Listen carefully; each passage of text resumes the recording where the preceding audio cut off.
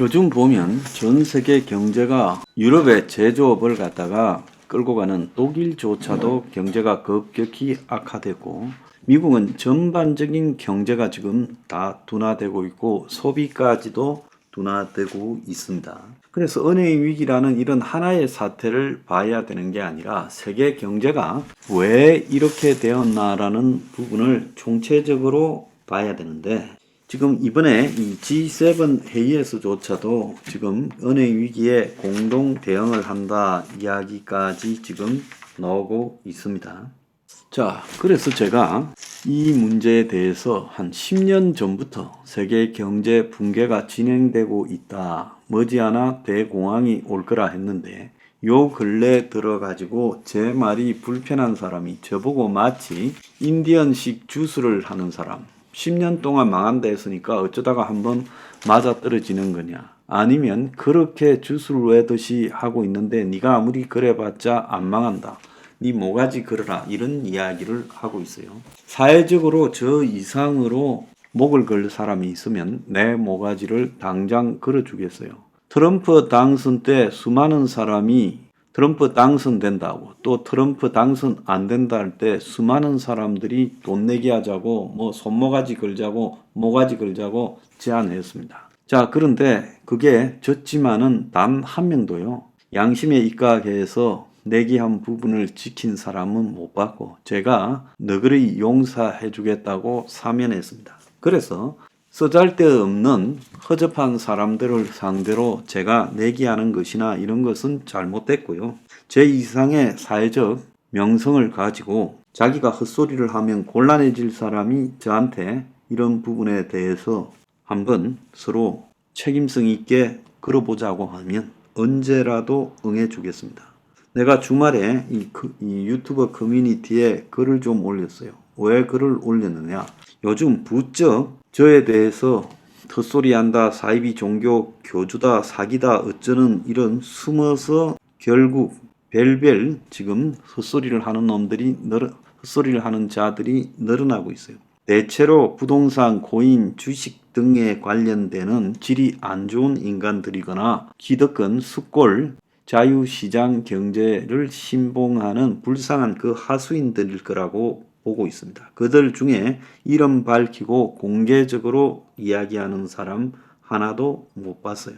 그래서 제가 이야기를 했습니다. 세계 한 나라, 미국 같은 나라 경제, 한국 경제가 붕괴될 때는 그것이 하나의 요인이 아니라 모든 요인이, 모든 모순이 누적되고 쌓였는데 그것을 바로잡기 위한 노력들이 다 무산될 때, 그럴 때 이제 무너져 내리는 거다. 제가 10년도 더 전부터 금융위기 직후부터 이대로 가면 회복 불능의 붕괴가 오고 부동산 가격이 상식적으로 국민 소득액과 감안해서 납득이 가는 규모로 내려가야 정상이다. 이런 이야기를 했어요.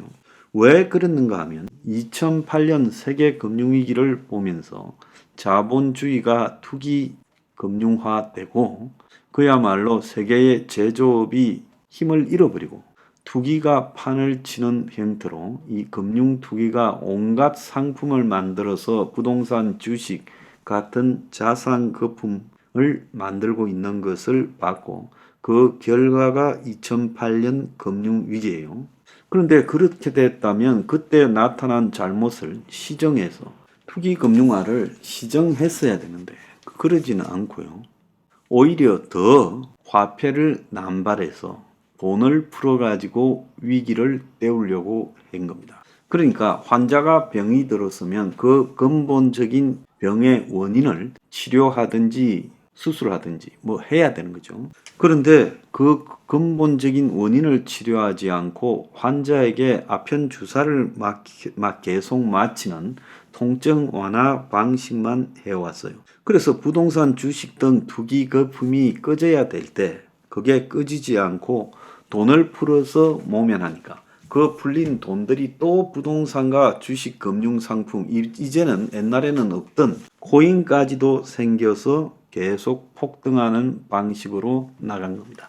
한국에서 최근에 나드견 일당의 이 주가 조작, 그리고 김남국의 코인을 바라볼 때, 또 최근에 다시 슬슬 바람을 잡고 있는 아파트값 인상 등을 볼 때 제조업을 해서 그렇게 이 돈을 벌려고 하는 3%, 뭐 5% 정도의 합리적인 이윤을 벌려고 하는 사람은 거의 투기 자본주의 하에서는 바보가 되죠. 그래서 신자유주의라고 제조업의 경쟁력 자체를 없애버렸어요. 세계가 국경이 없이 그야말로 자본, 상품, 노동이 마음대로 왔다 갔다 하니까 전부 제일 싼 중국이나 뭐 베트남이나 뭐 스리랑카나 멕시코나 아프리카나 이런 데다가 공장을 두고 거기서 생산해서 물건을 팔지 전 세계로.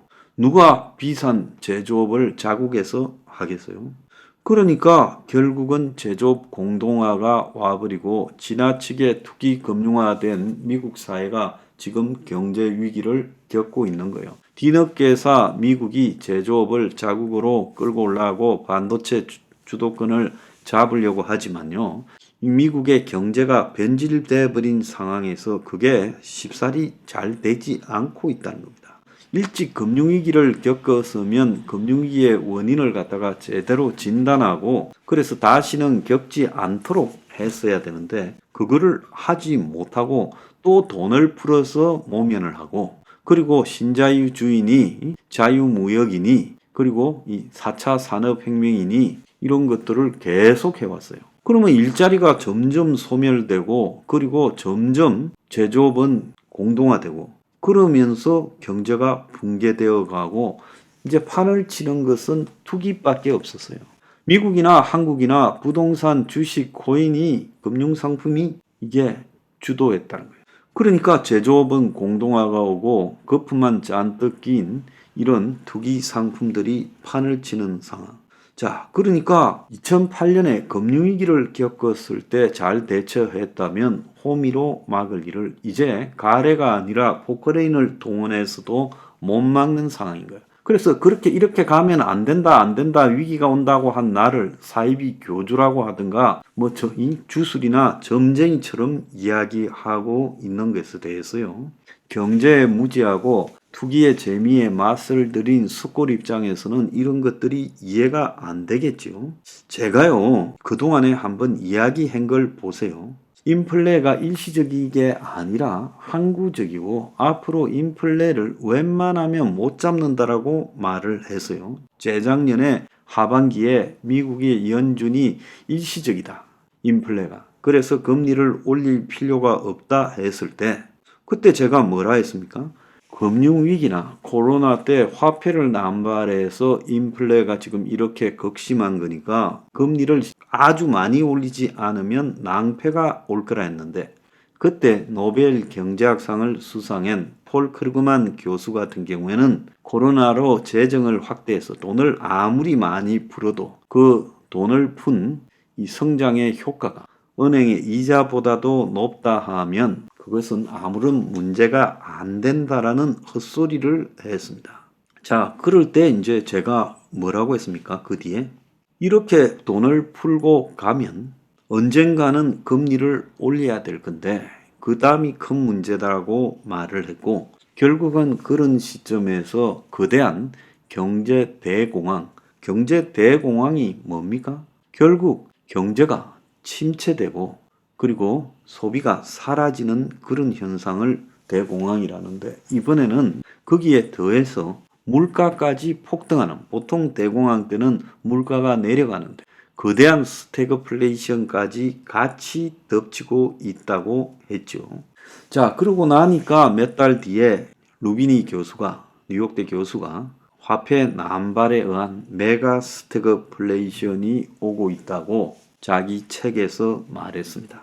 작년에 올 3월 달쯤에 경제 붕괴에 대한 신호가 시작될 거라고 했는데 3월 달에 미국의 은행 위기가 시작이 됐죠. 근데 한국에서는 그것이 마치 SNS 상에서 공포를 전파한 가짜 뉴스 때문이라고 말하는데 미국의 더글리스 다이아몬드 교수는 은행 위기는 최근에 인플레 금리 폭등에 대한 대처를 잘못해서 된 것이지 소문에 의한 뱅크런 때문이 아니다라고 말을 했습니다.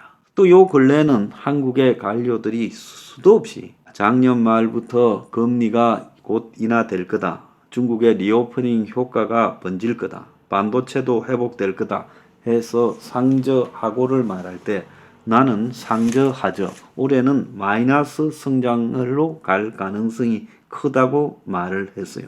자, 그 다음에 나는 작년 중반대에 올해 금리가 5.5% 안팎까지 올라갈 거고 절대로 올해 안 내려갈 거라고 했는데 자, 올해 하반기에 내려간다 하고 벌써 오늘 아침에 보면 미국 금리 인상 종료 기대감 대출 고삐 풀렸다. 자, 금리 내리자 가계 대출 꿈틀, 응용 신규 대출 69% 증가 이런 헛소리를 하고 있습니다.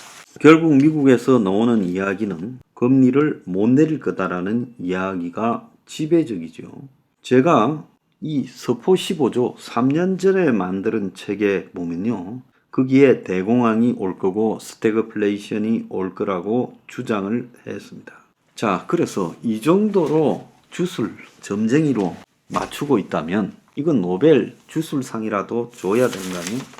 자, 미국이 역대 가장 뛰어났던 연준 의장이라고 했던 폴 볼커 80년대 70년대 80년대에 미국의 스태그플레이션을 제압하면서 자, 이 사람이 미국의 미스터 체어맨 그러니까 미스터 연준 의장으로 꼽힌 사람인데요.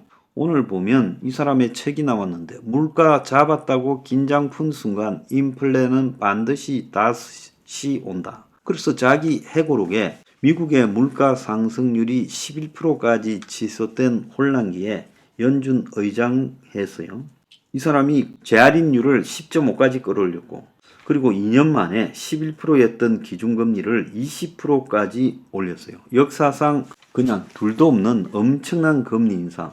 그래서 시민단체 농민들이 총까지 들고 인질것까지 벌였지만은 양보하지 않았고 결국은 스태그플레이션이 70년대 전체를 관통한 스태그플레이션이 꺼졌습니다. 그래서 지금 과연 이렇게 하고 있는가라고 봤을 때 고작 5.25% 올려놓고 그때보다 훨씬 더 심한 두 차례의 돈 살포 80년대만 해도 돈이 그렇게 많이 살포되지가 않았습니다. 그런데 그때보다 10배 많은 돈을 살포해놓고 지금 그냥 해결을 한다고요? 지금 워낙 돈은 많이 살포해놓고 수습이 안 되고 있다 보니까 지난 100년간의 미국의 국가 부채 증가 추이를 보면 미국이요 31조에 가까운 부채가 늘어났어요. 2002년만 해도 미국 부채가 10조고 1982년만 해도 3조 달러 되었습니다. 그런데 2002년에 10조 달러 그리고 2022년에 31조 달러까지 올라갔어요. 자, 그런데 이 31조 4천억 달러 약 4경 2천조 원인데 지금 이게 한도에 도달해서 또 더 늘려야 된다는 거 아니에요? 자, 이걸 또 더 늘리면 돈이 또 시중에 더 풀리게 되는 효과가 나타날 거 아니에요? 그래서 지금 미국에서 이게 지금 여야 간의 싸움이 붙어서 합의가 돼야 통과될 건데 난리가 나서 IMF가 지금 미국 디폴트가 6일 날 올 수 있다. 그리고 세계적 재앙이 될 거다. JP 모건이 상황실을 설치하고 은행 위기 속에서 미국 국채의 이자를 못 주게 될 거다. 만약에 이 부채 상한을 높이지 않으면 그렇게 되면 주가 하락 등 금융시장이 붕괴될 거다. 그래서 IMF가 빨리 합의해라고도 하는 겁니다. 자, 그래서 제가 이렇게 이 세계 경제 위기 대공황을 예언한 거는 이게 다 이유가 있는 겁니다. 그냥 하는 말이 아니다는 거예요.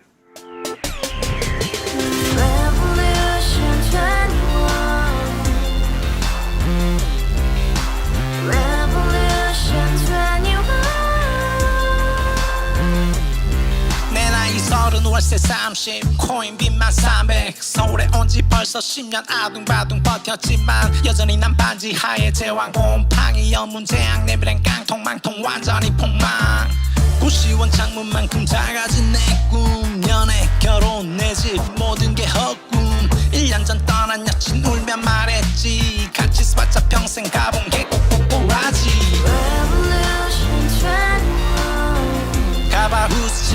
나도 소유주 Revolution 21 가바후스 700 나의 소주 택시기사 우라부지 마트캐셔 울어문니 우리 집안 다 털어봤자 후줄 그래 개선민 내 미래 거기서 팍 끝난 거지 팍더 이상 노력 따윈 괴물이 스펙 찾아서 말리 비오는 날 알바 잘려 맨날 학원 날 개쳐 발려 밤비 내리는 양화대교 홀로 걷고 있을 때 현수막에 아로새기 센 평당 700짜리 아파트 다같이 소리 질러 혁명 21 Revolution 21 가바후스 700 나도 소유주 Revolution 21 가바후스 700 나의 소주 You and I, we live together in the house. Brand new day, and your dream had just begun. Revolution 21, only open happiness. 너의 곁에 내가 영원히 Yeah. 지금까지 정치인들 입만 열면 찝찝찝 개소리 멍멍멍 쳤다 하면 뻥 잘난 부모 만나 잘난 학교 나오면 뭐 하나 우동살이 꽉 찬 대가리 깡통 소리 텅텅 저 푸른 조원이의 그림 같은 집을 짓고 평상 4천 팔면 뭐해 평생 살 수 없는 집 내 미래 내 꿈 희망 퀸 살아나는 집 우리의 미래 혁명 21